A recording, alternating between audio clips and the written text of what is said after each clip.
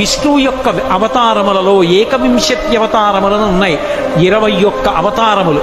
వాటిని స్మరిస్తే చాలు, వాటిని ఒక్కసారి జ్ఞాపకానికి తెచ్చుకుంటే చాలు. ఏనండి, మొట్టమొదట ఆదినారాయణుడు సనకసనందనాదులు, దాని తర్వాత వచ్చినటువంటిది యజ్ఞవరాహావతారం, యజ్ఞవరాహావతారం తర్వాత నారదుడు, నారదుడి తర్వాత నరనారాయణుడు, నరనారాయణుల తర్వాత వచ్చినటువంటిది కపిలావతారం, కపిలావతారం తర్వాత దత్తాత్రేయావతారం, దత్తాత్రేయావతారం తర్వాత యజ్ఞావతారం, యజ్ఞుని యొక్క అవతారం తర్వాత వృషభావతారం, వృషభావతారం తర్వాత వచ్చింది పృథుమహారాజు గారి అవతారం, తర్వాత వచ్చినటువంటి అవతారం మత్స్యావతారం, తర్వాత కూర్మావతారం, తర్వాత ధన్వంతరి, తర్వాత మోహిని, తర్వాత నరసింహుడు, తర్వాత వామనమూర్తి, తర్వాత పరశురాముడు, తర్వాత రాముడు, తర్వాత రామచంద్రమూర్తి, తర్వాత బలరాముడు, బలరాముడి తర్వాత కృష్ణ భగవానుడు, కృష్ణ భగవానుడి తర్వాత ఏకకాలంలో 2 అవతారాలు ఉంటూ ఉండొచ్చు వీటిల్లో.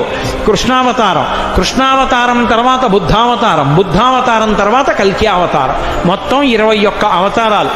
ఈ 21 అవతారాలలో గమ్మత్తు ఏంటంటే ఒక అవతారం ఉండగా ఇంకో అవతారం వస్తూ ఉంటుంది.